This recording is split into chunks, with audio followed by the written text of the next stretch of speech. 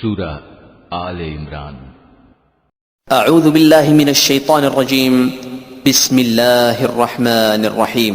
দয়াময় পরম দয়ালু আল্লাহর নামে। আলিফ লাম মিম।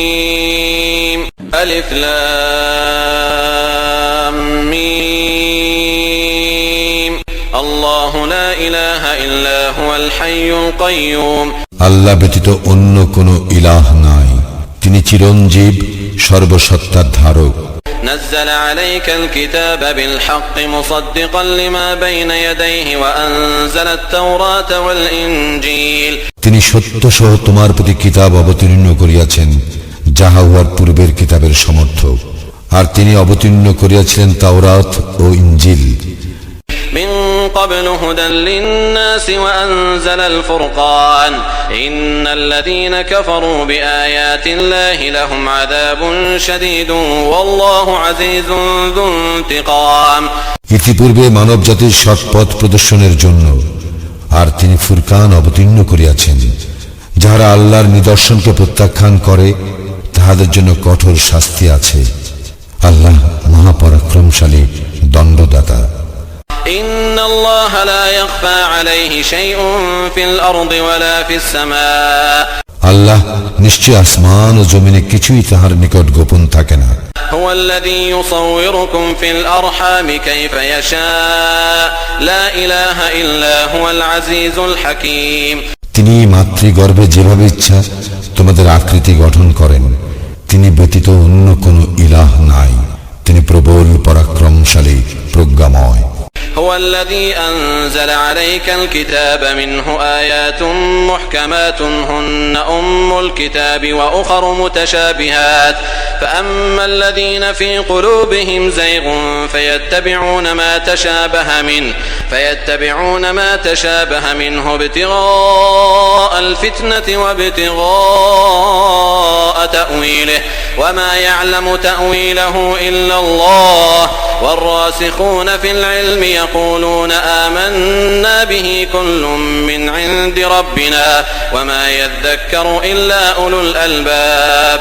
তিনি তোমার প্রতি এই কিতাব অবতীর্ণ করিয়াছেন, যাহার কিছু আয়াত মুহকাম, এইগুলি কিতাবের মূল, আর অন্যগুলি মুতাশাবিহ, যাহাদের অন্তরে সত্য লঙ্ঘন প্রবণতা রইয়াছে।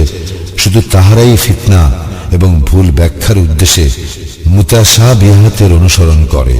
আল্লাহ ব্যতীত অন্য কেহ ইহার ব্যাখ্যা জানে না। আর যাহারা জ্ঞানে সুগভীর তাহারা বলে, আমরা ইহা বিশ্বাস করি। সমস্তই আমাদের প্রতিপালকের নিকট হইতে আগত, এবং বোধ শক্তি সম্পন্নরা ব্যতীত অপর কেহ শিক্ষা গ্রহণ করে না। ربنا لا تزغ قلوبنا بعد إذ هديتنا وهب لنا من لدنك رحمة إنك أنت الوهاب। হে আমাদের প্রতিপালক, সরল পথ প্রদর্শনের পর তুমি আমাদের অন্তরকে সত্য লঙ্ঘন প্রবণ করিও না, এবং তোমার নিকট হইতে আমাদেরকে করুণা দান করো। নিশ্চয়ই তুমি মহাদাতা। ربنا إنك جامع الناس ليوم لا ريب فيه إن الله لا يخلف الميعاد। হে আমাদের প্রতিপালক, তুমি মানব জাতিকে একদিন একত্রে সমবেত করিবে, ইহাতে কোনো সন্দেহ নাই। নিশ্চয়ই আল্লাহ প্রতিশ্রুতির ব্যতিক্রম করেন না। إن الذين كفروا لن تغني عنهم أموالهم ولا أولادهم من الله شيئا وأولئك هم وقود النار। নিশ্চয় যাহারা কুফরি করে, আল্লাহর নিকট তাহাদের ধনসূর্য ও সন্তান সন্ততি অবশ্যই কোনো কাজে লাগিবে না, এবং ইহারাই দোজখের ইন্ধন। كدأب آل فرعون والذين من قبلهم كذبوا بآياتنا فأخذهم الله بذنوبهم والله شديد العقاب। তাহাদের অভ্যাস ফিরাউনি সম্প্রদায় ও তাহাদের পূর্ববর্তী গণের অভ্যাসের ন্যায়। উহারা আমার আয়াতসমূহ অস্বীকার করিয়াছিল, ফলে আল্লাহ তাহাদের পাপের জন্য তাহাদেরকে শাস্তি দান করিয়াছিলেন। আল্লাহ শাস্তি দানে অত্যন্ত কঠোর। قل للذين كفروا ستغلبون وتحشرون إلى جهنم وبئس المهاد। যাহারা কুফরি করে তাহাদেরকে বলো, তোমরা শীঘ্রই পরাভূত হইবে এবং তোমাদেরকে একত্রিত করিয়া জাহান্নামের দিকে লইয়া যাওয়া হইবে, আর উহা কত নিকৃষ্ট আবাসস্থল। قد كان لكم آية في فئتين التقتا فئة تقاتل في سبيل الله وأخرى كافرة يرونهم مثليهم رأي العين والله يؤيد بنصره من يشاء إن في ذلك لعبرة لأولي الأبصار। দুইটি দলের পরস্পরের সম্মুখীন হওয়ার মধ্যে তোমাদের জন্য অবশ্যই নিদর্শন রহিয়াছে। এক দল আল্লাহর পথে যুদ্ধ করিতেছিল, অন্য দল কাফির ছিল। উহারা তাহাদেরকে চোখের দেখায় দ্বিগুণ দেখিতেছিল। আল্লাহ যাহাকে ইচ্ছা নিজ সাহায্য দ্বারা শক্তিশালী করেন। নিশ্চয়ই ইহাতে অন্তর্দৃষ্টি সম্পন্ন লোকের জন্য শিক্ষা রহিয়াছে। زين للناس حب الشهوات من النساء والبنين والقناطير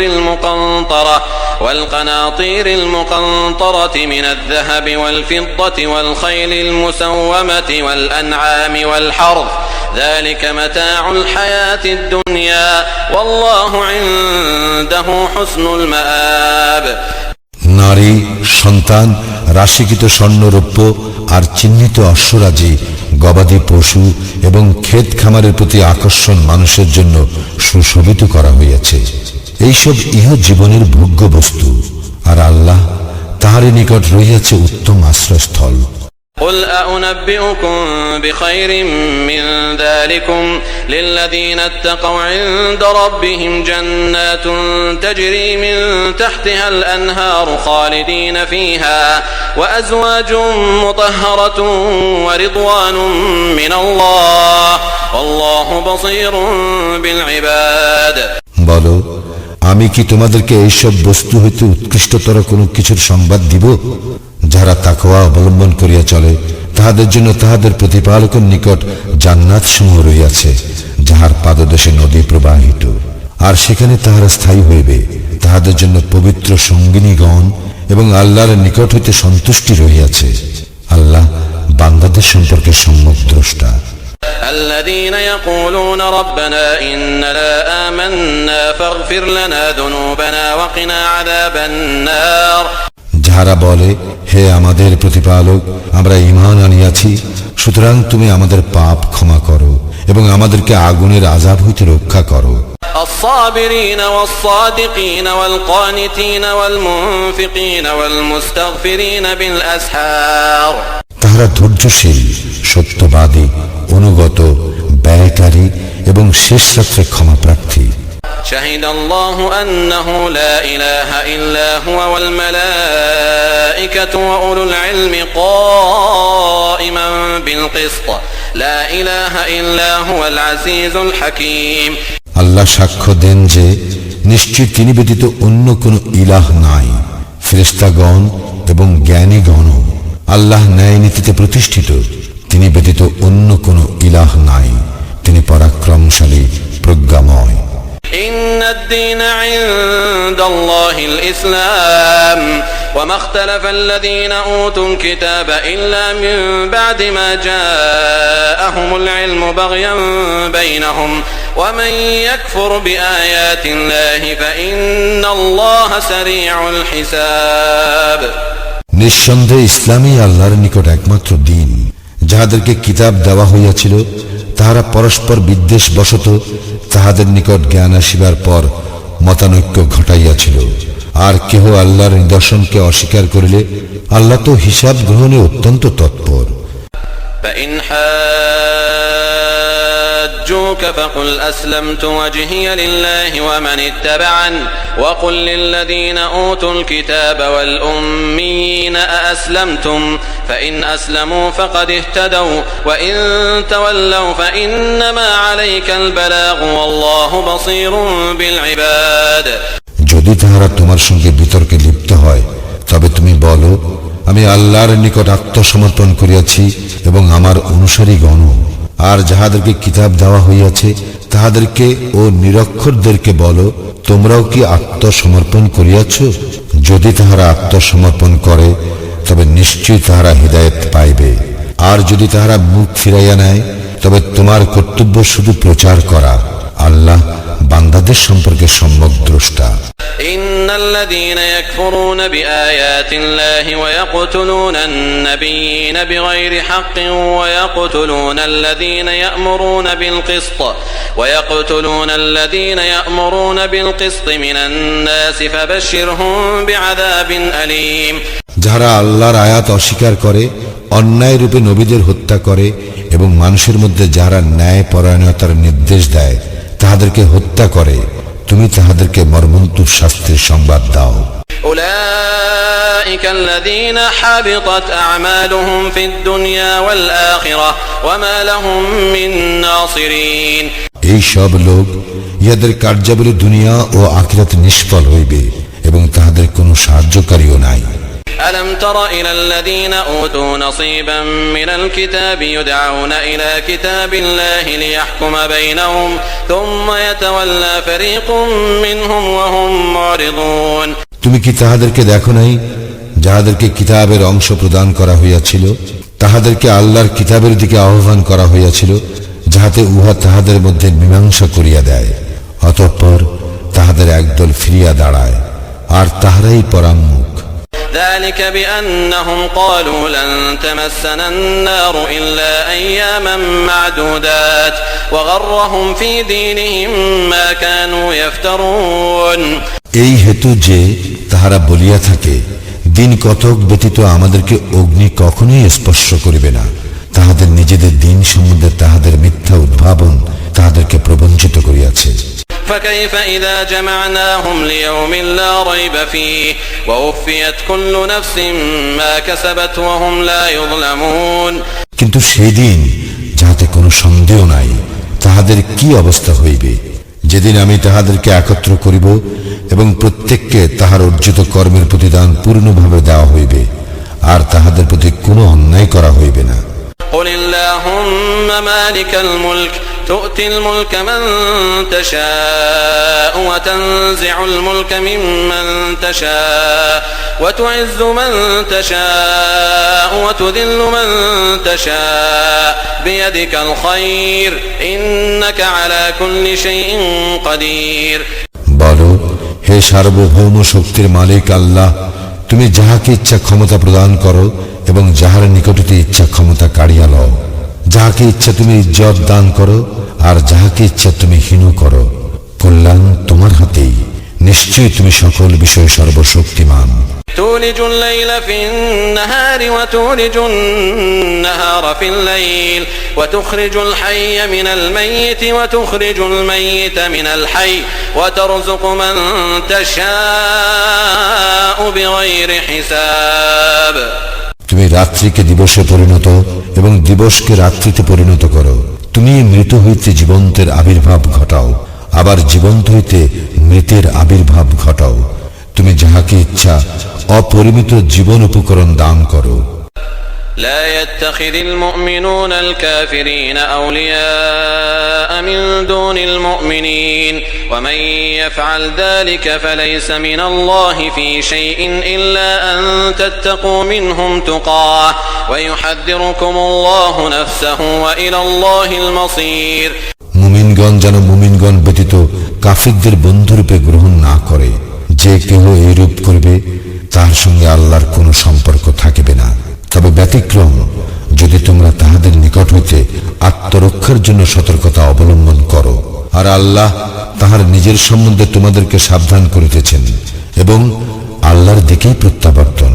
قل إن تخفوا ما في صدوركم أو تبدوه يعلمه الله ويعلم ما في السماوات وما في الأرض والله على كل شيء قدير বলো, তোমাদের অন্তরে যাহা আছে তাহা যদি তোমরা গোপন অথবা ব্যক্ত করো, আল্লাহ উহা অবগত আছেন, এবং আসমান ও জমিনে যাহা কিছু আছে তাহাও অবগত আছেন।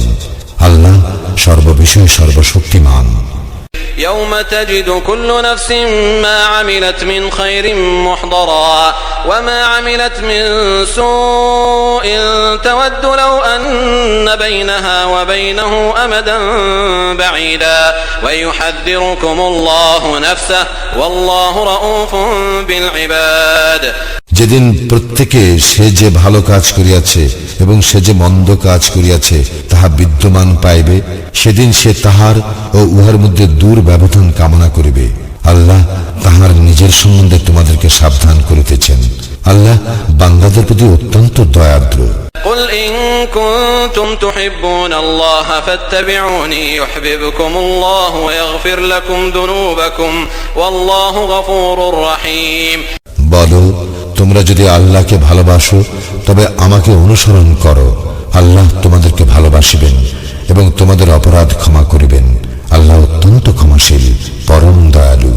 قل أطيعوا الله والرسول فإن تولوا فإن الله لا يحب الكافرين।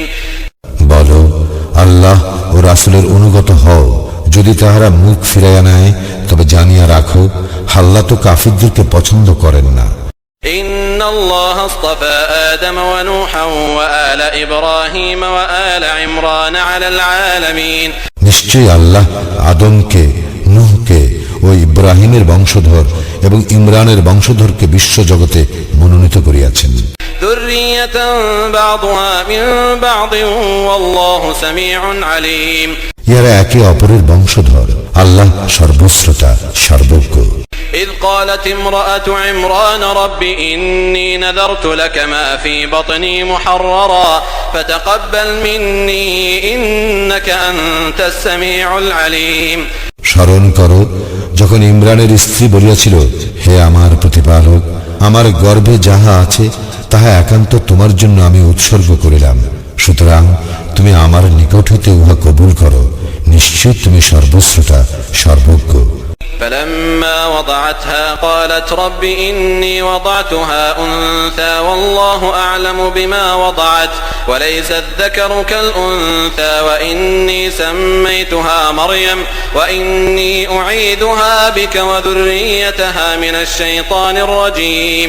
অতঃপর যখন সে উহাকে প্রসব করিল তখন সে বলিল, হে আমার প্রতিপালক, আমি কন্যা প্রসব করিয়াছি, সে যাহা প্রসব করিয়াছে আল্লাহ তাহার সম্যক অবগত, আর ছেলে তো এই মেয়ের মতো নয়, আমি উহার নাম মারিয়াম রাখিয়াছি এবং অভিশপ্ত শয়তান হইতে তাহার ও তাহার বংশধরদের জন্য তোমার শরণ লইতেছি।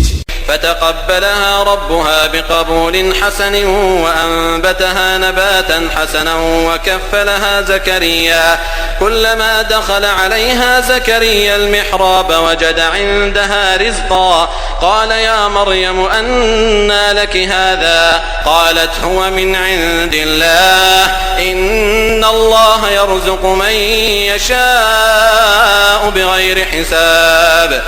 অতঃপর তাহার প্রতিপালক তাহাকে ভালোভাবে কবুল করিলেন এবং তাহাকে উত্তম রূপে লালন পালন করিলেন এবং তিনি তাহাকে জাকারিয়ার তত্ত্বাবধানে রাখিয়াছিলেন।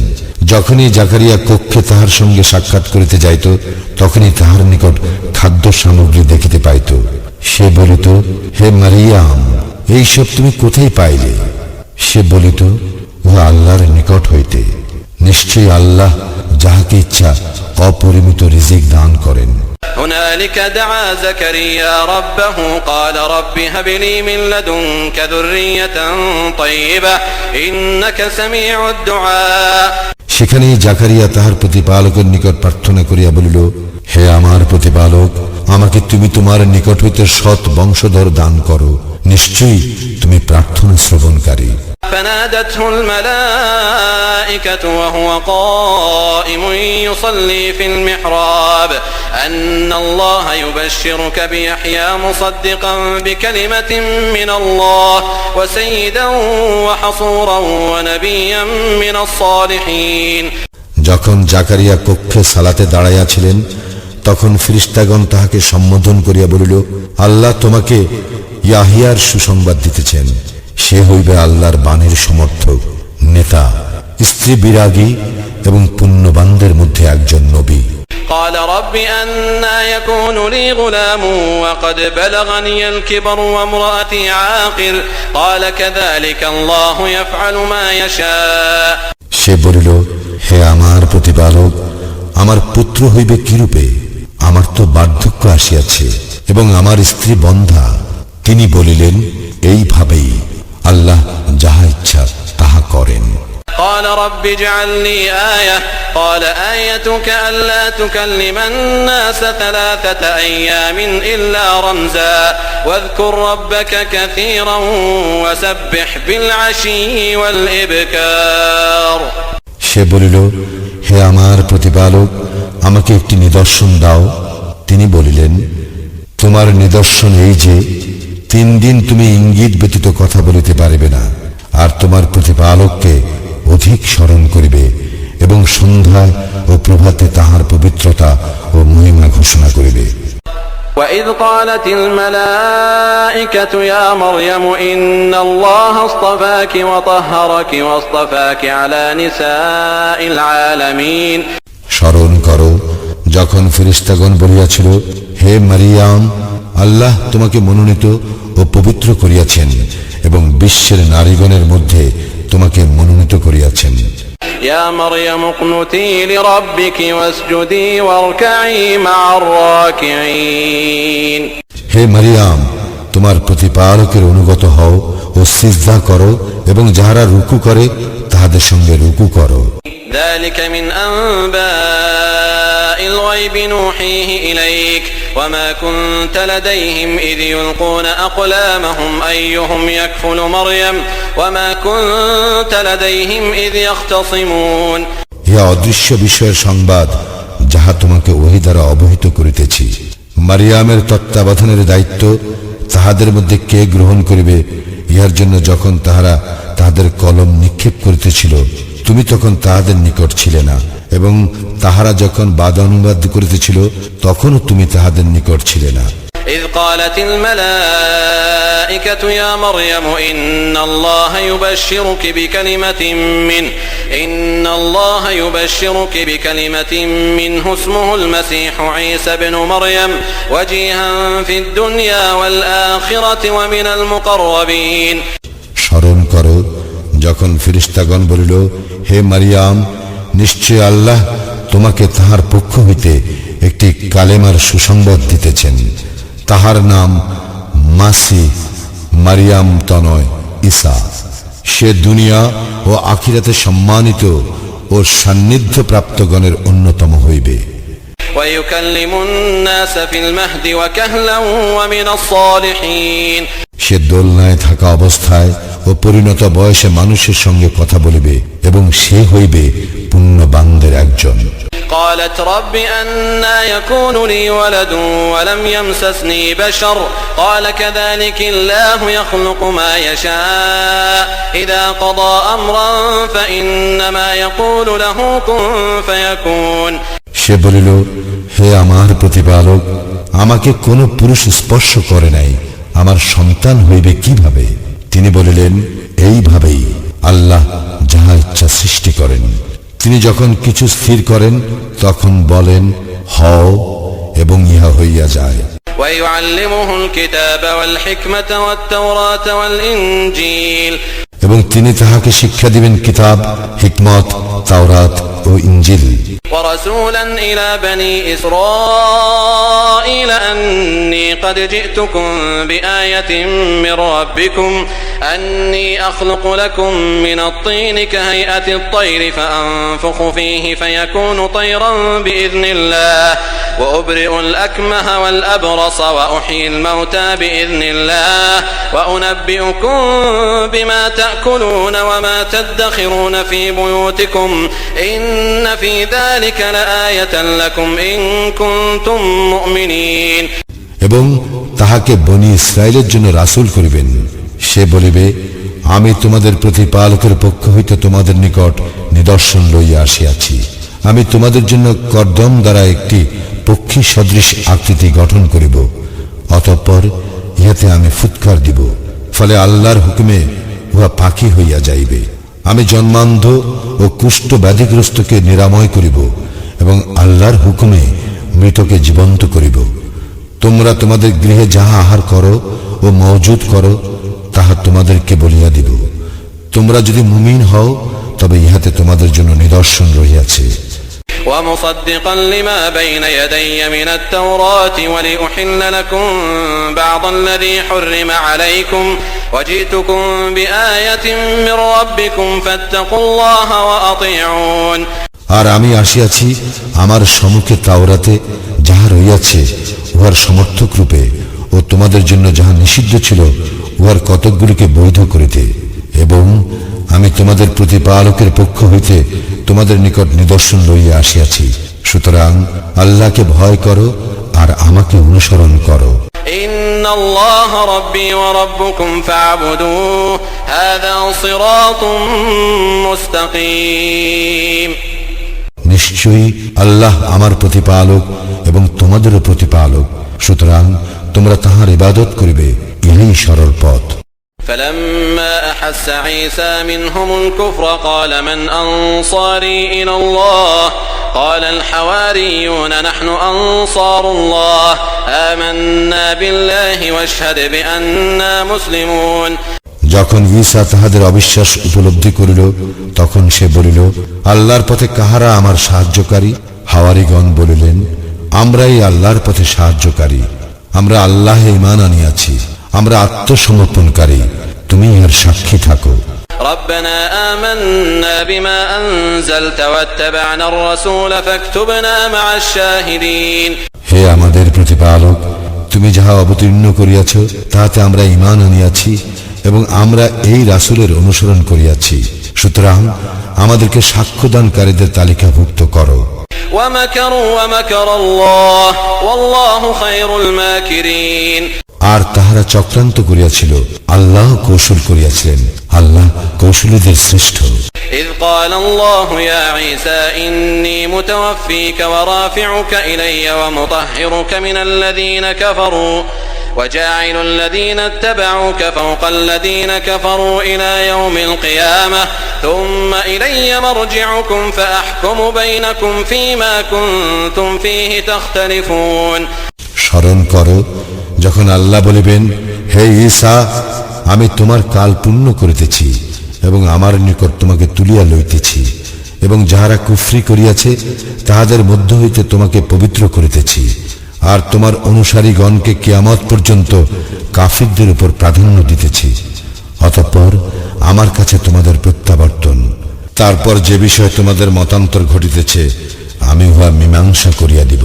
فأما الذين كفروا فأعذبهم عذابا شديدا في الدنيا والآخرة وما لهم من ناصرين যাহারা কুফরি করিয়াছে আমি তাহাদেরকে দুনিয়া ও আখিরাতে কঠোর শাস্তি প্রদান করিব এবং তাহাদের কোনো সাহায্যকারী নাই। وأما الذين آمنوا وعملوا الصالحات فيوفيهم أجورهم والله لا يحب الظالمين আর যাহারা ঈমান আনিয়াছে এবং সৎ কাজ করিয়াছে তিনি তাহাদের প্রতিফল পুরোপুরিভাবে প্রদান করিবেন, আল্লাহ জালিমদের পছন্দ করেন না। ذلك نتلوه عليك من الآيات والذكر الحكيم ইহা আমি তোমার নিকট তিলাওয়াত করিতেছি আয়াতসমূহ ও সারগর্ভ বাণী হইতে। إن مثل عيسى عند الله كمثل آدم خلقه من تراب ثم قال له كن فيكون আল্লাহর নিকট নিশ্চয়ই ঈসার দৃষ্টান্ত আদমের দৃষ্টান্ত সদৃশ। তিনি তাহাকে মৃত্তিকা হইতে সৃষ্টি করিয়াছেন, অতঃপর উহাকে বলিলেন হও, ফলে সে হইয়া গেল। الحق من ربك فلا تكن من الممترين সত্য তো তোমার প্রতিপালকের নিকট হইতে, সুতরাং তুমি সংশয়বাদীদের অন্তর্ভুক্ত হইও না। فمن حاجك فيه من بعد ما جاءك من العلم فقل تعالوا ندعو أبناءنا وأبناءكم ونساءنا ونساءكم وأنفسنا وأنفسكم ثم نبتهل فنجعل لعنة الله على الكاذبين তোমার নিকট জ্ঞান আসিবার পর যে কেহ এ বিষয়ে তোমার সঙ্গে তর্ক করে তাহাকে বলো, আসো আমরা আহ্বান করি আমাদের পুত্রগণকে ও তোমাদের পুত্রগণকে, আমাদের নারীগণকে ও তোমাদের নারীগণকে, আমাদের নিজেদেরকে ও তোমাদের নিজেদেরকে, অতঃপর আমরা বিনীত আবেদন করি এবং মিথ্যাবাদীদের উপর দেই আল্লাহর লানত। إن هذا لهو القصص الحق وما من إله إلا الله وإن الله لهو العزيز الحكيم নিশ্চয়ই ইহা সত্য বৃত্তান্ত, আল্লাহ ব্যতীত অন্য ইলাহ নাই, নিশ্চয় আল্লাহ পরম প্রতাপশালী প্রজ্ঞাময়। فإن تولوا فإن الله عليم بالمفسدين যদি তাহারা মুখ ফিরাইয়া নেয় তবে নিশ্চয়ই আল্লাহ ফাসাদকারীদের সম্বন্ধে সম্যক অবহিত। قل يا أهل الكتاب تعالوا إلى كلمة سواء بيننا وبينكم ألا نعبد إلا الله ولا نشرك به شيئا ولا يتخذ بعضنا بعضا أربابا من دون الله فإن تولوا فقولوا اشهدوا بأننا مسلمون তুমি বলো, হে কিতাবীগণ, আসো সে কথায় যাহা আমাদের ও তোমাদের মধ্যে এক, যেন আমরা আল্লাহ ব্যতীত কাহারও ইবাদত না করি, কোনো কিছুকেই তাহার শরীক না করি এবং আমাদের কেহ কাহাকেও আল্লাহ ব্যতীত রব হিসেবে গ্রহণ না করে। যদি তাহারা মুখ ফিরাইয়া নেয় তবে বলো, তোমরা সাক্ষী থাকো, অবশ্যই আমরা মুসলিম। يا أهل الكتاب لم تحاجون في إبراهيم وما أنزلت التوراة والإنجيل إلا من بعده أفلا تعقلون হে কিতাবীগণ, ইব্রাহিম সম্বন্ধে কেন তোমরা তর্ক করো, অথচ তাওরাত ও ইনজিল তো তাহার পরেই অবতীর্ণ হইয়াছিল, তোমরা কি বুঝো না?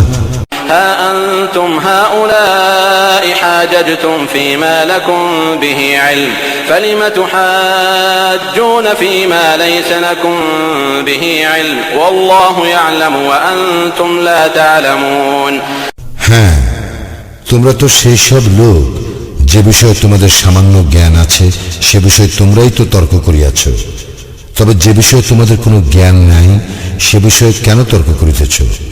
আল্লাহ জ্ঞাত আছেন এবং তোমরা জ্ঞাত নও। ما كان إبراهيم يهوديا ولا نصرانيا ولكن كان حنيفا مسلما وما كان من المشركين ইব্রাহিম ইহুদিও ছিল না, খ্রিস্টানও ছিল না, সে ছিল একনিষ্ঠ আত্মসমর্পণকারী এবং সে মুশরিকদের অন্তর্ভুক্তও ছিল না। إن أولى الناس بإبراهيم للذين اتبعوه وهذا النبي والذين آمنوا والله ولي المؤمنين নিশ্চয়ই মানুষের মধ্যে তাহারা ইব্রাহিমের ঘনিষ্ঠতম যাহারা তাহার অনুসরণ করিয়াছে এবং এই নবী ও যাহারা ঈমান আনিয়াছে, আর আল্লাহ মুমিনদের অভিভাবক। ود طائفة من أهل الكتاب لو يضلونكم وما يضلون إلا أنفسهم وما يشعرون কিতাবীদের একদল চাহে যেন তোমাদেরকে বিপদগামী করিতে পারে, অথচ তাহারা নিজেদেরকেই বিপদগামী করে, কিন্তু তাহারা উপলব্ধি করে না। يا أهل الكتاب لم تكفرون بآيات الله وأنتم تشهدون হে কিতাবীগণ, তোমরা কেন আল্লাহর আয়াতকে অস্বীকার করো যখন তোমরাই সাক্ষ্য বহন করো? يا أهل الكتاب لم تلبسون الحق بالباطل وتكتمون الحق وأنتم تعلمون হে কিতাবীগণ, তোমরা কেন সত্যকে মিথ্যার সঙ্গে মিশ্রিত করো এবং সত্য গোপন করো যখন তোমরা জানো? وقالت طائفة من أهل الكتاب آمنوا بالذي أنزل على الذين آمنوا وجه النهار واكفروا آخره لعلهم يرجعون কিতাবীদের একদল বলিল, যাহারা ঈমান আনিয়াছে তাহাদের প্রতি যাহা অবতীর্ণ হইয়াছে তোমরা দিনের প্রারম্ভে তাহা বিশ্বাস করো এবং দিনের শেষে তাহা প্রত্যাখ্যান করো, হয়তো তাহারা ফিরিবে। ولا تؤمنوا إلا لمن تبع دينكم قل إن الهدى هدى الله أن يؤتى أحد مثل ما أوتيتم أو يحاجوكم عند ربكم قل إن الفضل بيد الله يؤتيه من يشاء والله واسع عليم আর যে ব্যক্তি তোমাদের দ্বীনের অনুসরণ করে তাহাদেরকে ব্যতীত আর কাহাকেও বিশ্বাস করিও না। বলো, আল্লাহর নির্দেশিত পথেই একমাত্র পথ। ইহা এই জন্য যে তোমাদেরকে যাহা দেওয়া হইয়াছে অনুরূপ আর কাহাকেও দেওয়া হইবে, অথবা তোমাদের প্রতিপালকের সম্মুখে তাহারা তোমাদেরকে যুক্তিতে পরাভূত করিবে। বলো, অনুগ্রহ আল্লাহরই হাতে, তিনি যাহাকে ইচ্ছা তাহা প্রদান করেন। আল্লাহ প্রাচুর্যময়, সর্বজ্ঞ। يختص برحمته من يشاء والله ذو الفضل العظيم। তিনি স্বীয় অনুগ্রহের জন্য যাহাকে ইচ্ছা বিশেষ করিয়া বাছিয়া নেন। আল্লাহ মহা অনুগ্রহশীল। ومن أهل الكتاب من إن تأمنه بقنطار يؤده إليك ومنهم من إن تأمنه بدينار لا يؤده إليك إلا ما دمت عليه قائما ذلك بأنهم قالوا ليس علينا في الأميين سبيل ويقولون على الله الكذب وهم يعلمون। কিতাবীদের মধ্যে এমন লোক রহিয়াছে যে বিপুল সম্পদ আমানত রাখিলেও ফেরত দিবে, আবার এমন লোকও আছে যাহার নিকট একটি দিনারও আমানত রাখিলে তার পেছনে লাগিয়া না থাকিলে সে ফেরত দিবে না।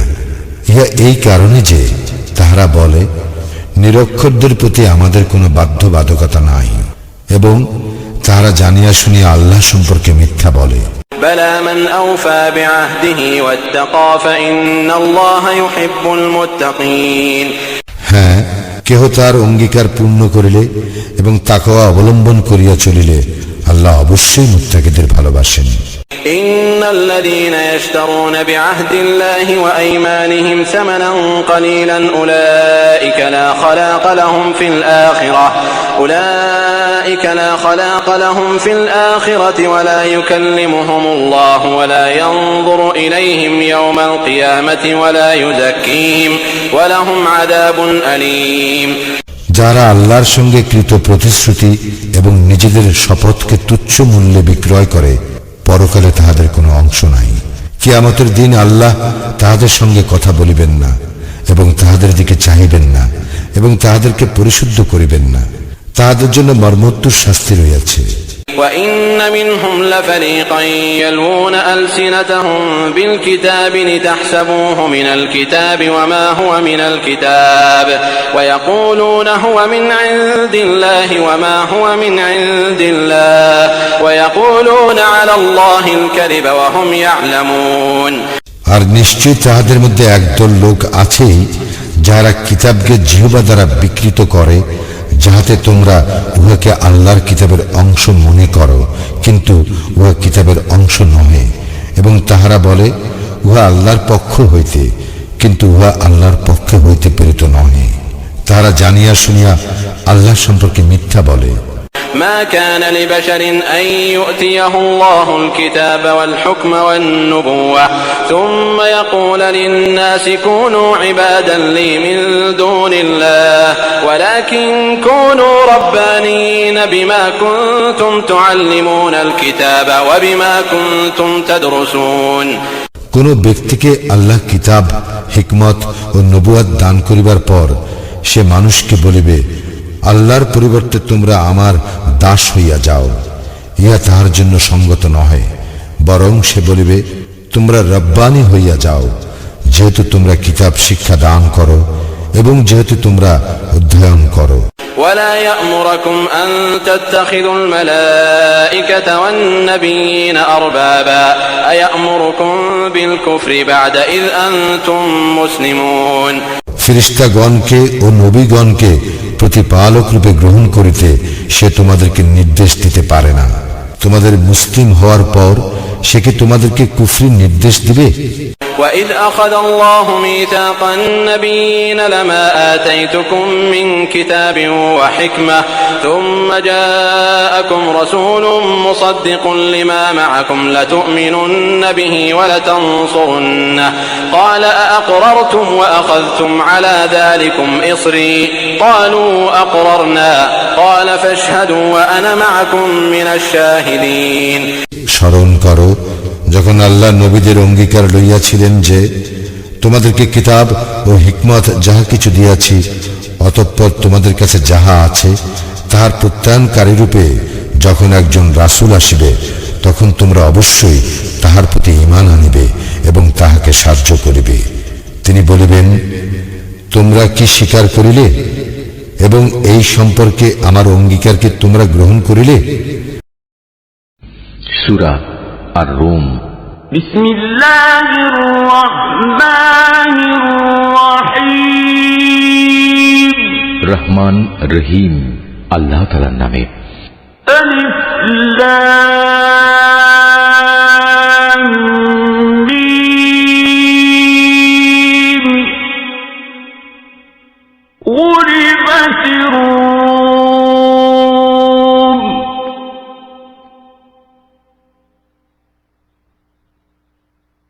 ফি আদনাল আরদি ওয়া হুম মিন বা'দি গলাবিহিম সায়াগলিবুন।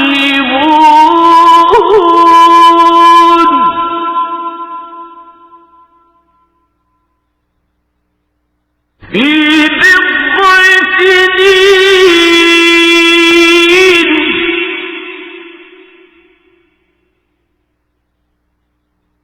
لله الأمر من قبل ومن بعد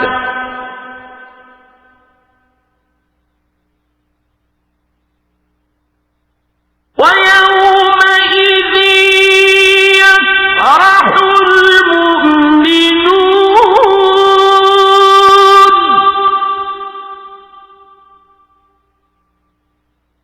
بنصر الله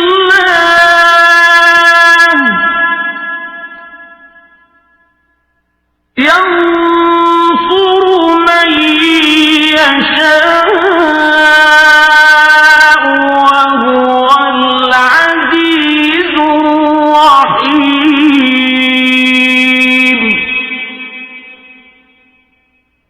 وعد الله لا يخلف الله وعده ولكن أكثر الناس لا يعلمون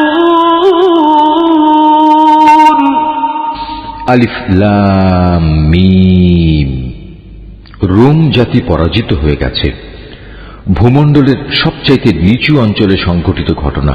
তাদের পরাজয়ের পর অচিরেই তারা আবার বিজয় লাভ করবে। 3 থেকে 9 এ বিজোড় বছরের মাঝে এ ঘটনা ঘটবে।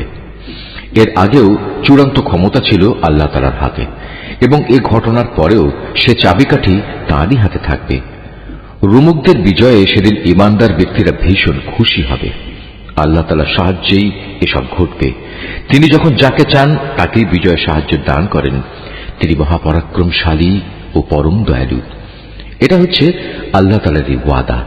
আল্লাহ তাআলা কখনো তার ওয়াদার বরখেলাফ করেন না, কিন্তু অধিকাংশ মানুষই তা জানে না। يعلمون ظاهرا من الحياة الدنيا وهم عن الآخرة هم غافلون أولم يتفكروا في أنفسهم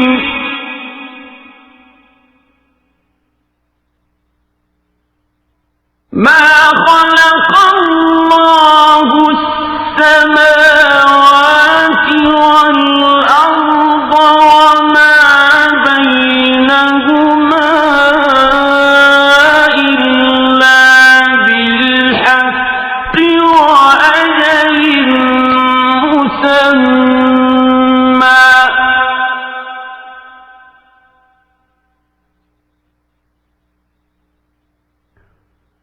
وإن كثيرا من الناس بلقاء ربهم لكافرون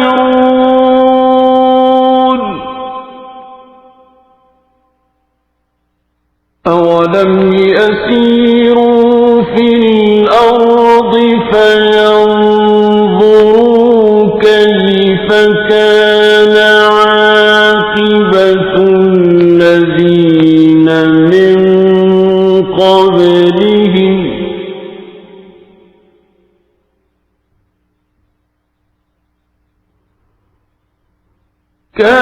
كانوا أشد منهم قوة وأثاروا الأرض وعمروها أكثر مما عمروها وجاءتهم رسلهم بالبينات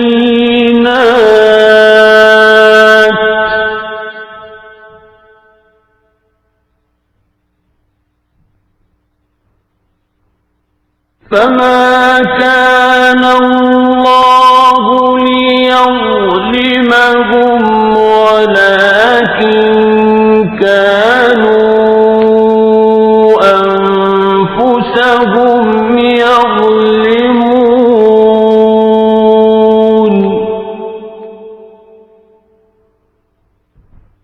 ثم كان عاقبة الذين أساءوا السوء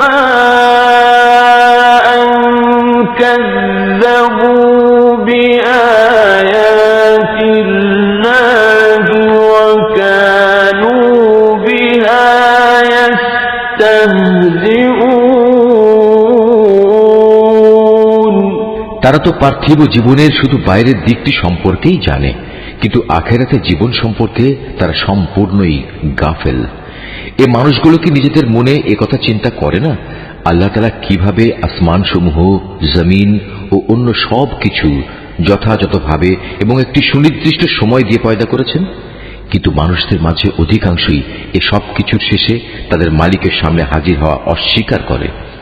এরা কি আমার জমিনে ভ্রমণ করে না এবং তাদের আগের লোকদের পরিণাম প্রত্যক্ষ করে না? অথচ তারা শক্তিতে এদের চাইতে ছিল অনেক প্রবল। তারা এ জমিনেই অনেক চাষাবাদ করেছে। আজ এরা যেমন একে আবাদ করছে, তাদের চাইতে বরং তারা বেশি পরিমাণেই একে আবাদ করেছিল। অতঃপর তাদের কাছে তাদের রসুলরা সুস্পষ্ট নিদর্শন নিয়ে হাজির হয়েছিল, কিন্তু তারা রসুলদের মানতে অস্বীকার করায় আমার গজব আবাদ করা সেই শখের জমিন থেকে তাদের নিশ্চিহ্ন করে দিল। আল্লাহ তাআলা তাদের উপর গজব পাঠিয়ে কোনো জুলুম করেননি, বরং কুফরি করে তারা নিজেরাই নিজেদের উপর জুলুম করেছে। অতঃপর যারা মন্দ কাজ করেছে তাদের পরিণাম মন্দই হয়েছে, কেননা তারা আল্লাহ তাআলার আয়াতকে অস্বীকার করেছে। তা নিয়ে তারা ঠাট্টা বিদ্রূপ করেছে। আল্লাহু ইয়াবদাউল খালকা সুম্মা ইউঈদুহু সুম্মা ইলাইহি তুরজাউন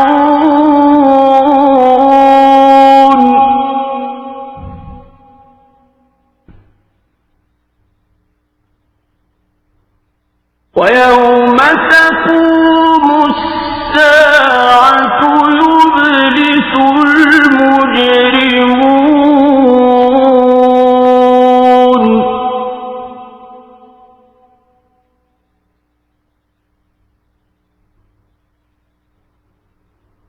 ولم يكن لهم من شركائهم شفعاء وكانوا بشركائهم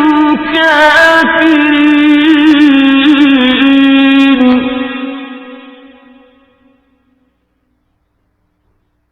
ويوم تقوم الساعة يومئذ يتفرقون فأما الذين آمنوا وعملوا الصالحات فهم في روضة يحبرون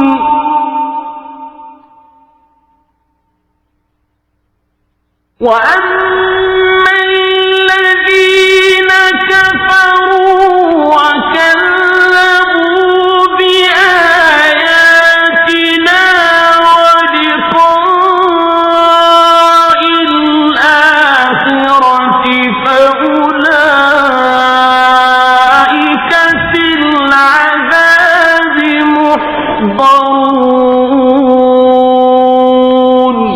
আল্লাহ তাআলা নিজেই তার সৃষ্টিকে অস্তিত্ব দান করেন, আবার তিনি তাকে তার মূলের দিকে ফিরিয়ে নেন। অতঃপর তোমাদের তার কাছেই ফিরে যেতে হবে। যেদিন কিয়ামত অনুষ্ঠিত হবে সেদিন এর ভয়াবহতা দেখে অপরাধী ব্যক্তিরা ভীত বিহ্বল হয়ে পড়বে।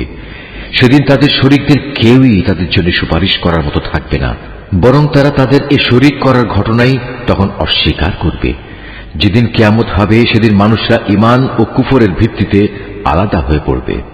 যারা আল্লাহর উপর ঈমান এনেছে এবং সাথে সাথে নেক কাজ করেছে তারা জান্নাতের বাগিচায় থাকবে, তাদের সেখানে প্রাচুর্যপূর্ণ মেহমানদারি করা হবে। অপরদিকে যারা কুফরি করেছে এবং আমার আয়াত অস্বীকার করেছে শেষ বিচারের দিন আমার সামনাসামনি হওয়ার ঘটনা, তাদের আযাবের সম্মুখীন করা হবে। فسبحان الله حين تمسون وحين تصبحون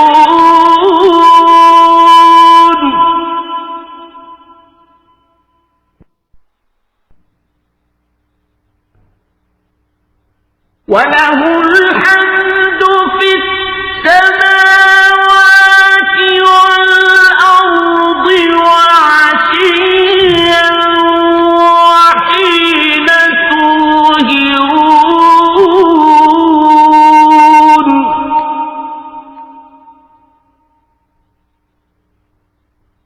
يخرج الحي من الميت ويخرج الميت من الحي ويحيي الأرض بعد موتها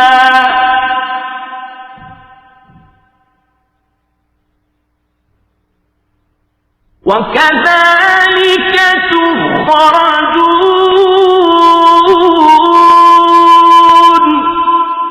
অতএব দিবাশেষে যখন তোমরা সন্ধ্যা করো তখন আল্লাহ তাআলার মাহাত্ম্য ঘোষণা করো, যখন সকালবেলার মাধ্যমে দিনের শুরু করো তখনও। আসমান সমূহ ও জমিনের যাবতীয় প্রশংসা তো একমাত্র তাঁরই জন্যে। তাঁর মাহাত্ম্য ঘোষণা করো যখন তোমরা দিনের দ্বিতীয় প্রহর শুরু করো, আবার যখন দিনের তৃতীয় প্রহর শুরু করো তখনও। কেননা তিনি মৃত থেকে জীবন্ত কিছুর আবির্ভাব ঘটান, একইভাবে জীবন্ত কিছু থেকে মৃতকে বের করে আনেন। তিনি সেই সত্তা যিনি এ জমিনকে তার নির্জীব অবস্থার পর পুনরায় জীবন দান করেন। ঠিক এভাবেই তোমাদের আবার পুনরুত্থিত করা হবে। ومن آياته أن خلقكم من تراب ثم إذا أنتم بشر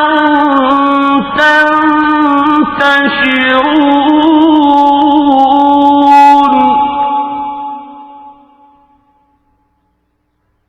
ومن آياته أن خلق لكم من أنفسكم أزواجا لتسكنوا إليها وجعل بينكم مودة ورحمة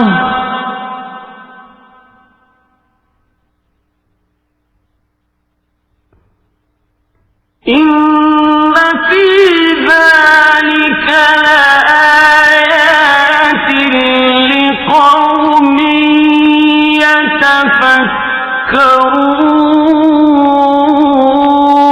يتفكرون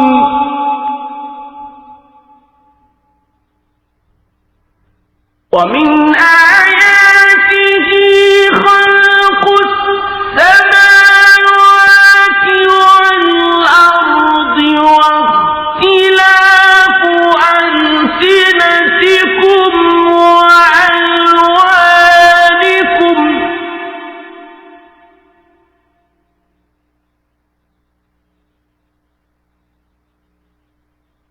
إن في ذلك لآيات للعالمين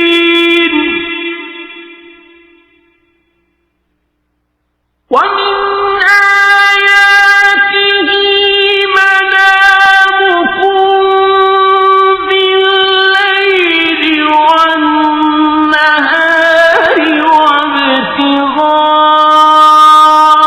وابتغاؤكم من فضله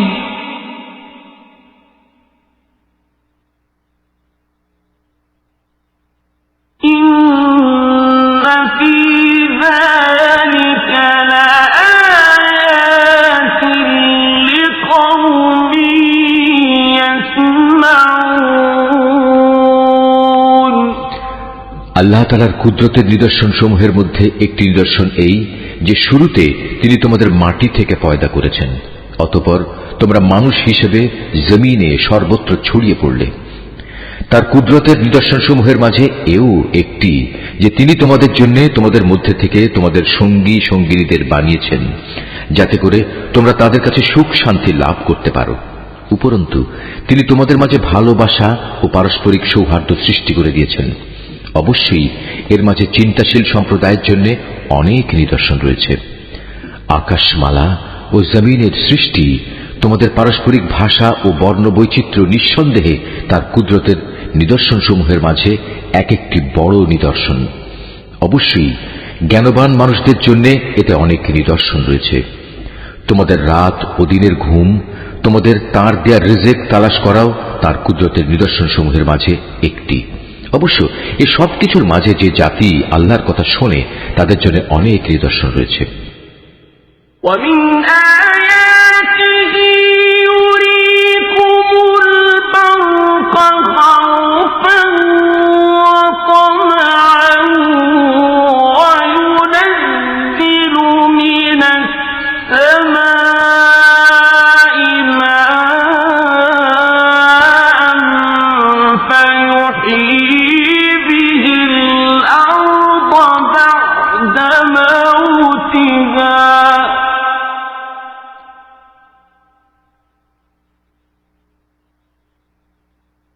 إن في ذلك لآيات لقوم يعقلون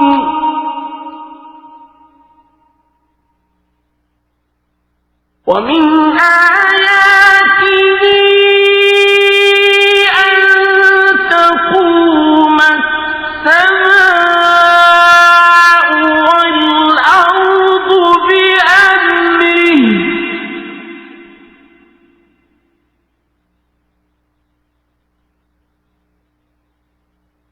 ثم إذا دعاكم دعوة من الأرض إذا أنتم تخرجون وله من في السماوات والأرض كل له قانتون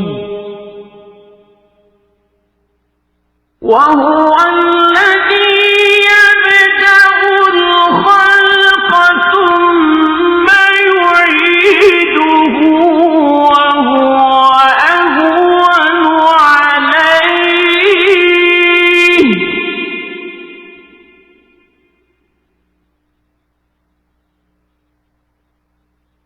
وله المثل الأعلى في السماوات والأرض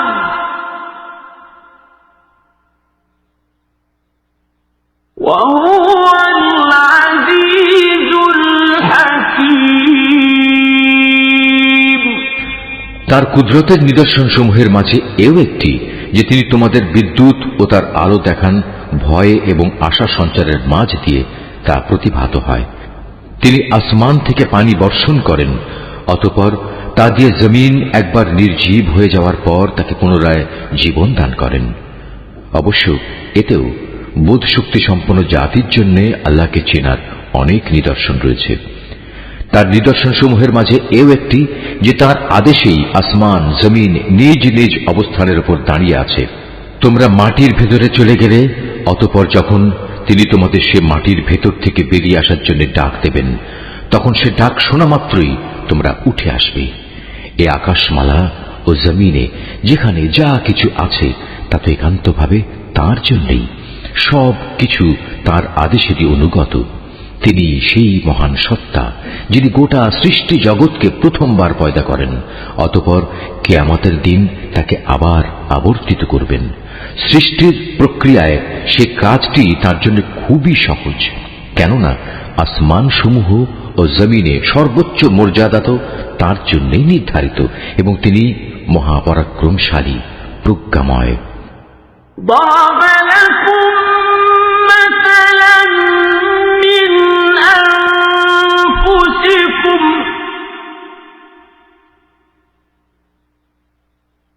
هل لكم مما ملكت أيمانكم من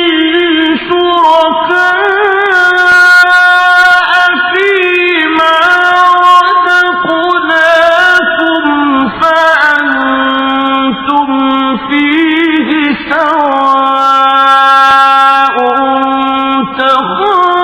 تخافونهم كخيفتكم أنفسكم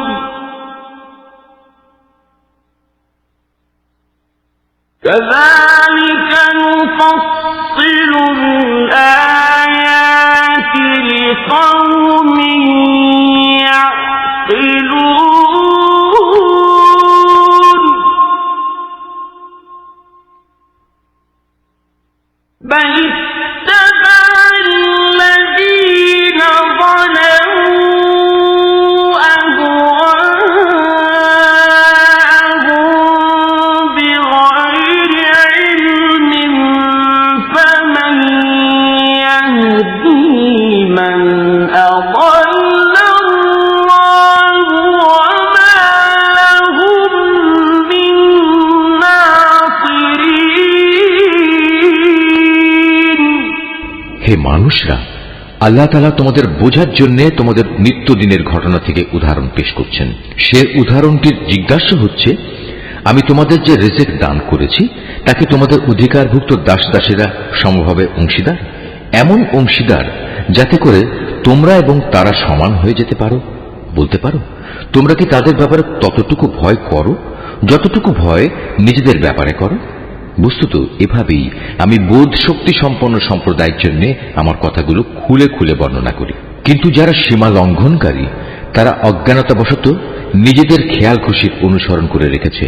সুতরাং আল্লাহ তাআলা যাকে গোমরা করে রেখেছেন তাকে কে হেদায়েতের পথ দেখাতে পারে? এমন সব লোকদের কোনো সাহায্যকারীও নেই। فأقم وجهك للدين حنيفا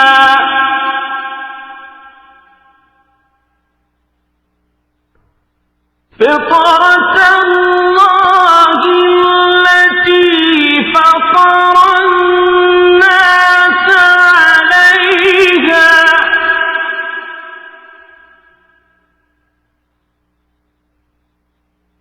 لا تبديل لخلق الله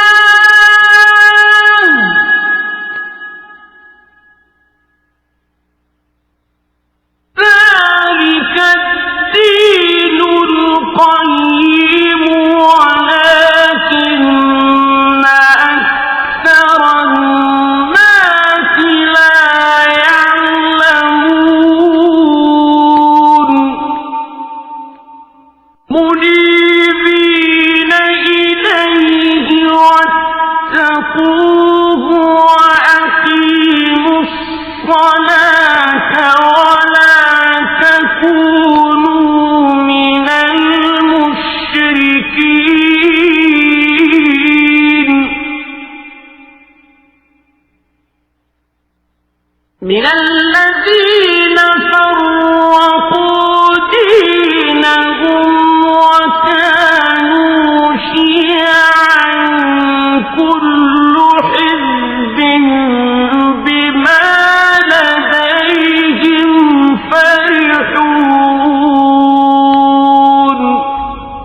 হে নবী, তুমি নিষ্ঠার সাথে নিজেকে সঠিক দ্বীনের উপর কায়েম রাখো। আল্লাহ তাআলার প্রকৃতির উপর নিজেকে দাঁড় করাও, যার উপর তিনি মানুষকে পয়দা করেছেন। মনে রেখো, আল্লাহর সৃষ্টির মাঝে কোনো রদ বদল নেই। এ হচ্ছে সহজ সরল জীবন বিধান, কিন্তু অধিকাংশ মানুষই তা জানে না। তোমরা একনিষ্ঠভাবে তাঁর অভিমুখী হও এবং শুধু তাঁকেই ভয় করো। তোমরা নামাজ প্রতিষ্ঠা করো এবং কখনো মুশরিকদের দলভুক্ত হয়েও না। তাদের মাঝে এমনও আছে যারা তাদের দিনকে টুকরো টুকরো করে দিয়েছে এবং তারা নানা ফেরকায়ও পরিণত হয়ে গেছে। প্রত্যেক দলই নিজেদের কাছে যা কিছু রয়েছে তা নিয়ে মত্ত আছে।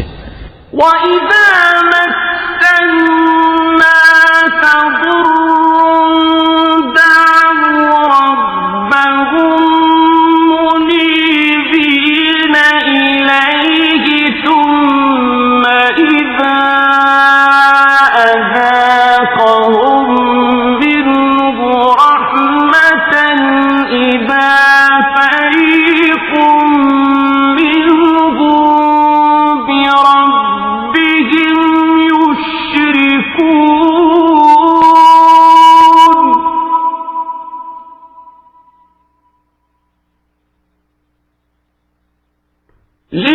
ليكفروا بما آتيناهم فتمتعوا فسوف تعلمون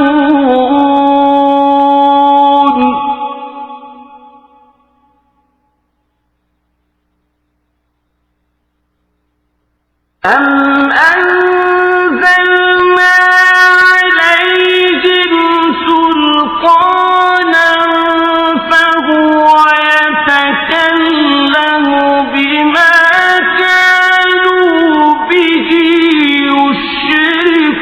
يشركون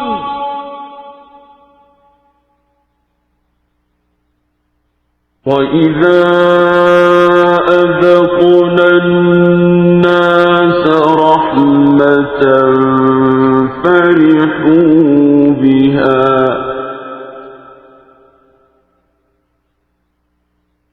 وإن تصبهم سيئة بما قدمت أيديهم إذا هم يقنطون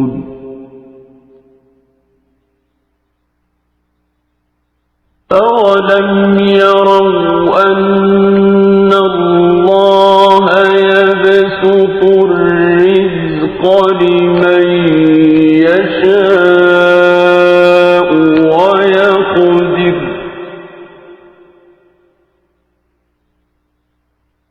إن في ذلك لآيات لقوم يؤمنون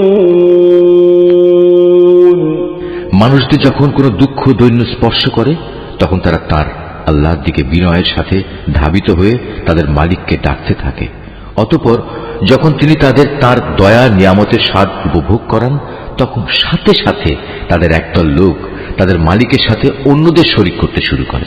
উদ্দেশ্য হচ্ছে যা কিছু অনুগ্রহ আমি তাদের দান করেছি তার প্রতি যেন অকৃতজ্ঞতাজনিত আচরণ করতে পারে। করে নাও, অতঃপর অচিরেই তোমরা তোমাদের কুফরির ফলাফল জানতে পারবে। কিংবা আমি কি তাদের উপর এমন কোন দলিল প্রমাণ পাঠিয়েছি যে যে শিরক এরা করে চলেছে তা তাদের এ ধরনের কোন আদেশ দেয়? আমি যখন মানুষদের অনুগ্রহের স্বাদ আস্বাদন করাই তখন তারা তাতে ভীষণ খুশি হয়, আবার যখন তাদেরই কাজের কারণে তাদের উপর কোনো মুসিবত পতিত হয় তখন তারা সাথে সাথেই নিরাশ হয়ে পড়ে। এরা কি এ বিষয়টি নিয়ে ভেবে দেখেনি আল্লাহ তাআলা যার জন্য চান তার রিজিক প্রসারিত করে দেন, আবার যাকে চান তাকে কম করে দেন। নিঃসন্দেহে যারা ঈমানদার জাতি এতে তাদের জন্য অনেক নিদর্শন রয়েছে। فآت ذا القربى حقه والمسكين وابن السبيل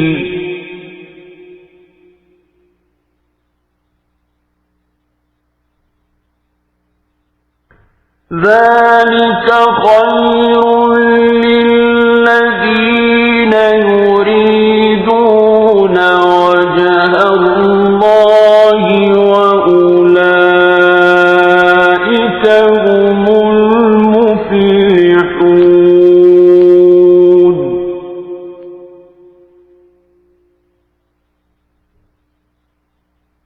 وما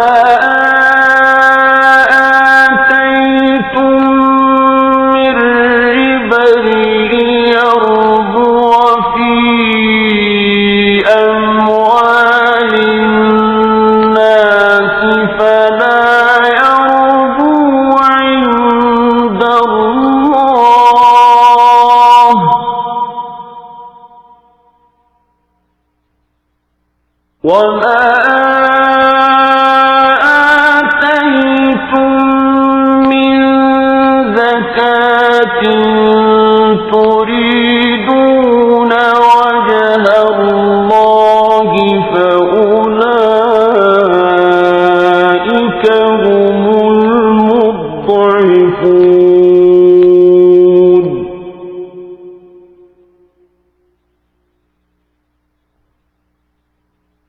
الله الذي خلقكم ثم رزقكم ثم يميتكم ثم يحييكم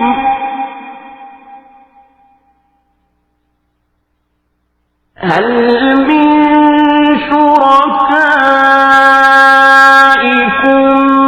من يفعل من ذلكم من شيء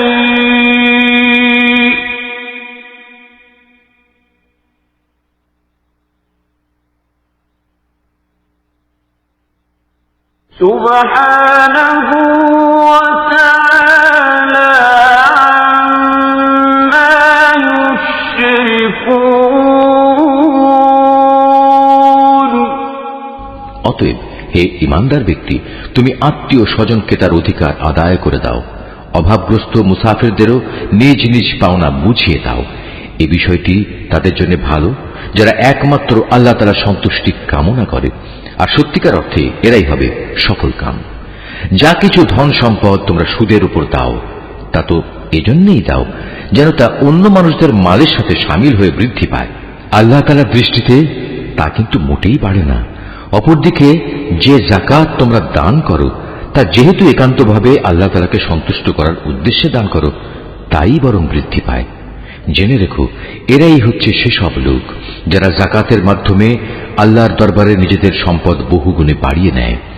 আল্লাহ তাআলা সেই পরাক্রমশালী সত্তা যিনি তোমাদের সৃষ্টি করেছেন, অতঃপর তিনি তোমাদের রিজিক দান করেছেন। তিনিই আবার তোমাদের মৃত্যু দেবেন, অতঃপর কিয়ামতের দিন তিনি তোমাদের আবার জীবন দেবেন। তোমরা যাদের আল্লাহর সাথে শরীক করে নিয়েছো তাদের কেউ কি এমন আছে যে এর কোনো একটি কাজও করতে পারবে? মূলত তারা আল্লাহর সাথে যাদের শরীক বানায়, আল্লাহ তাআলা তা থেকে অনেক পবিত্র, অনেক মহান। ظهر الفساد في البر والبحر بما كسبت أيدي الناس ليذيقهم بعض الذي عملوا لعلهم يرجعون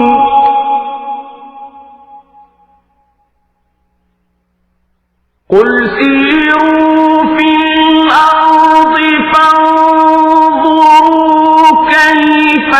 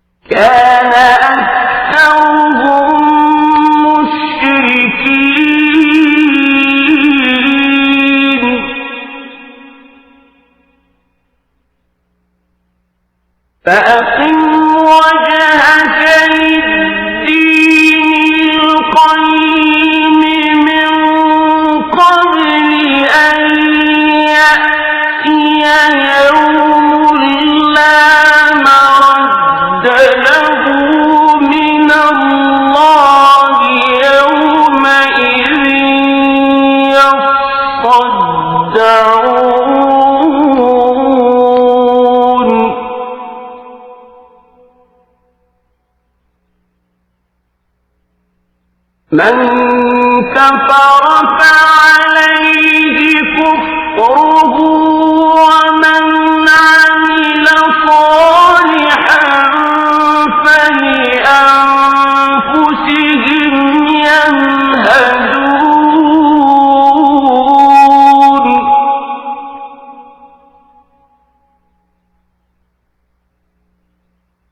ليجزي الذين آمنوا وعملوا الصالحات من فضله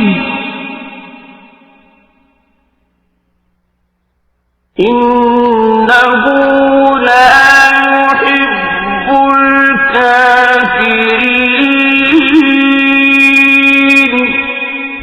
মানুষের কৃতকর্মের দরুন জলে স্থলে সর্বত্র আজ বিপর্যয় ছড়িয়ে পড়েছে।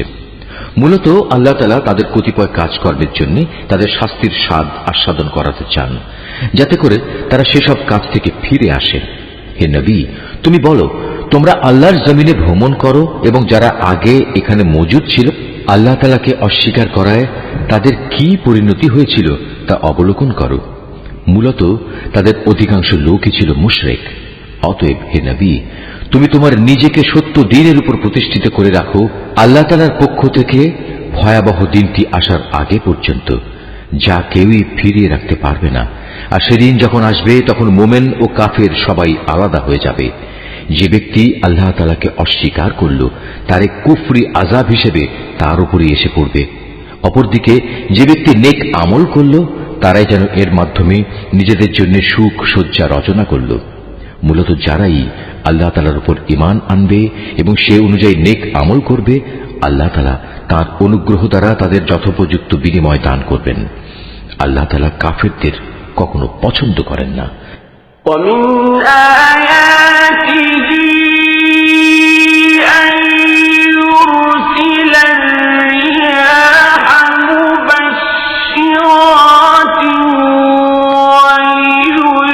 ويذيقكم من رحمته ولتجري الفلك بأمره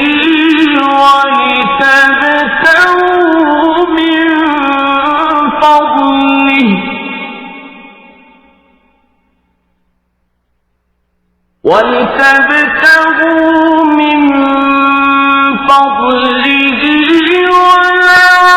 ولعلكم تشكرون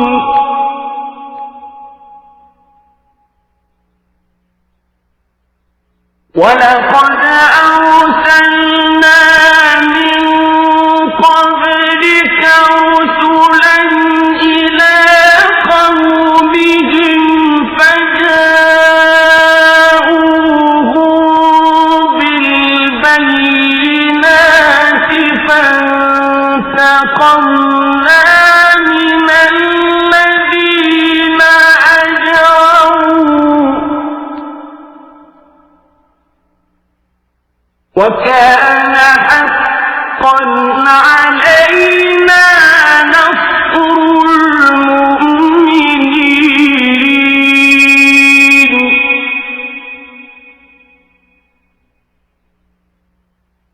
الله الذي يرسل الرياح فتثير سحابا فيبسطه في السماء كيف يشاء ويجعله كسفا فترى الودق يخرج من خلاله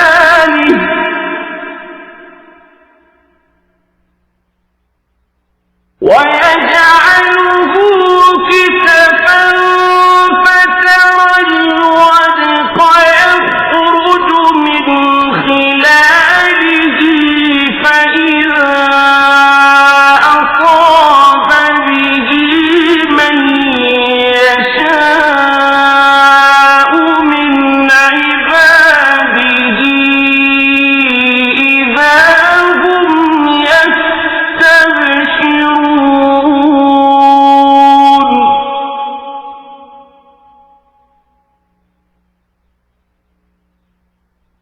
وإن كانوا من قبل أن ينزل عليهم من قبله لمبلسين তার মহান কুদরতের নিদর্শন সমূহের মাঝে এও একটি যে তিনি তোমাদের কাছে বৃষ্টির সুসংবাদবাহী বাতাস প্রেরণ করেন, যাতে করে তিনি তোমাদের তার অনুগ্রহের স্বাদ আস্বাদন করাতে পারেন। উপরন্তু তার আদেশে সমুদ্রে জলযানগুলো যেন চলতে পারে এবং তোমরাও এর মাধ্যমে তার কাছ থেকে রিজিক তালাশ করতে পারো, এবং আশা করা যায় তোমরা এসব কিছুর জন্য তার কৃতজ্ঞতা জ্ঞাপন করবে। হে রসুল, আমি তোমার আগে আরো রসুল তাদের জাতির কাছে পাঠিয়েছিলাম। তারা নবুতের সুস্পষ্ট নিদর্শন সমূহ নিয়েও এসেছিল, কিন্তু তারা তা অস্বীকার করেছে। অতঃপর যারা অপরাধ করেছে আমি তাদের কাছ থেকে মর্মান্তিক প্রতিশোধ গ্রহণ করেছি, কেননা তাদের মোকাবেলায় ইমানদারদের সাহায্য করা ছিল আমার উপর কর্তব্য। আল্লাহ তাআলা সেই মহান সত্তা যিনি তোমাদের জন্য বায়ু প্রেরণ করেন, অতঃপর তা এক সময় মেঘমালা সঞ্চালিত করে। তারপর তিনি যেভাবে চান তাকে আসমানে ছড়িয়ে দেন, তাকে টুকরো টুকরো করেন। এক পর্যায়ে তুমি দেখতে পাও তার ভিতর থেকে বৃষ্টিকণা বেরিয়ে আসছে। তিনি তার বান্দাদের মধ্যে থেকে যাকেই চান তার উপরেই তা পৌঁছে দেন। তখন তারা এটা দেখে ভীষণ হর্ষোৎফুল্ল হয়ে যায়, অথচ এরাই একটু আগে তাদের উপর বৃষ্টি নাজিলের ব্যাপারে সম্পূর্ণ নিরাশ ছিল।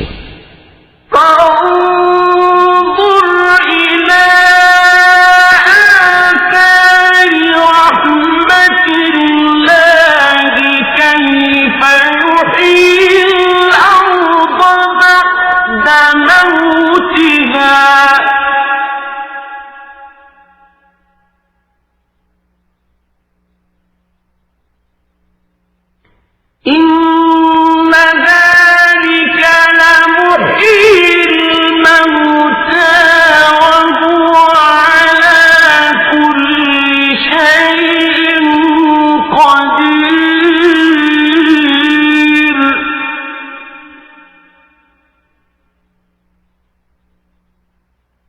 ولئن أرسلنا ريحا فرأوه مصفرا لظلوا من بعده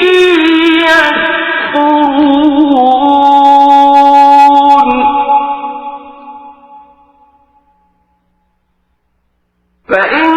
فإنك لا تسمع الموتى ولا تسمع الصم الدعاء إذا ولوا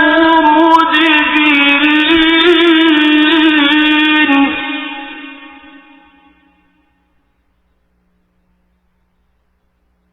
وما أنت بهادي العمي عن ضلالتهم إن تسمع إلا من يؤمن بآياتنا فهم مسلمون তাকিয়ে দেখো আল্লাহ তাআলার অফুরন্ত রহমতের প্রভাবের দিকে, কিভাবে তিনি জমিনকে একবার মরে যাওয়ার পর পুনরায় শ্যামল ও জীবন্ত করে তোলেন। অবশ্যই আল্লাহ তাআলা এভাবে কিয়ামতের দিন সব মৃতকে জীবন দান করবেন, কেননা তিনি সর্ববিষয়ের উপর একক ক্ষমতাবান।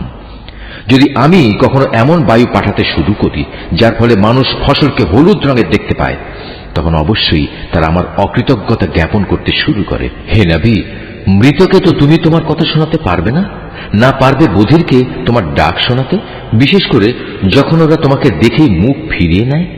তুমি অন্ধদের তাদের গুমরাহি থেকে বের করে সঠিক পথ দেখাতে পারবে না। তুমি তো কেবল এমন লোকদেরই আমার কথা শোনাতে পারবে যে আমার আয়াত সমূহের উপর ঈমান আনে, কেননা এরাই হচ্ছে নিবেদিত মুসলমান।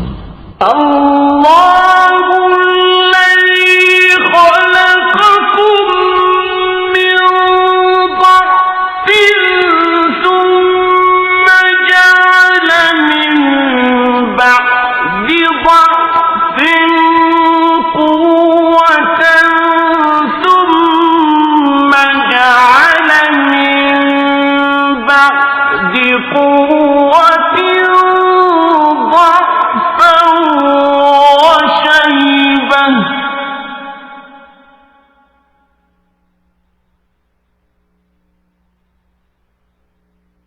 يخلق ما يشاء وهو العليم القدير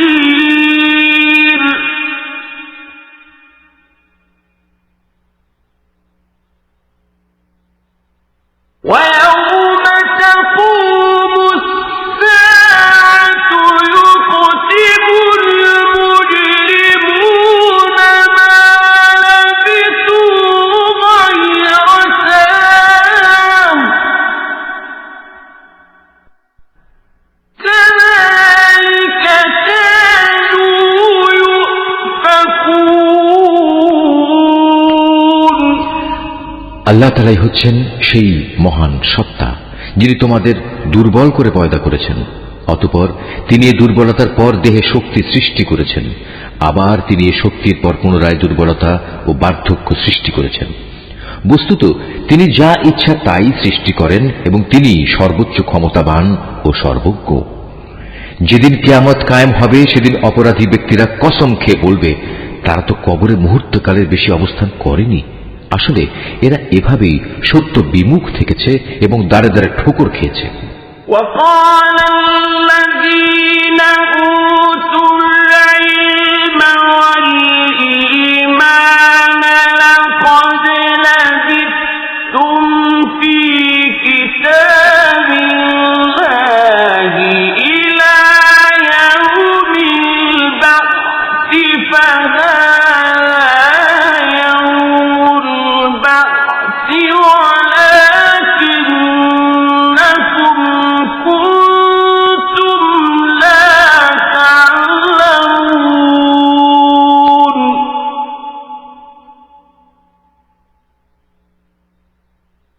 فيومئذ لا ينفع الذين ظلموا معذرتهم ولا هم يستعتبون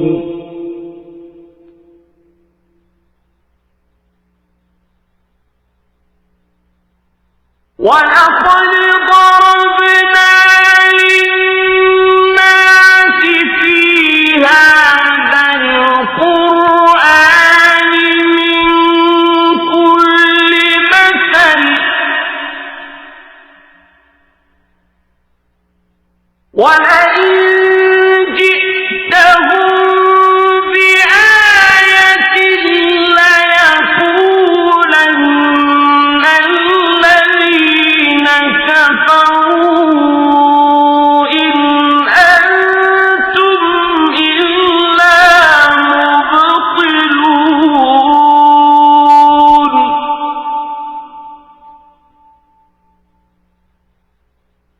كذلك يطبع الله على قلوب الذين لا يعلمون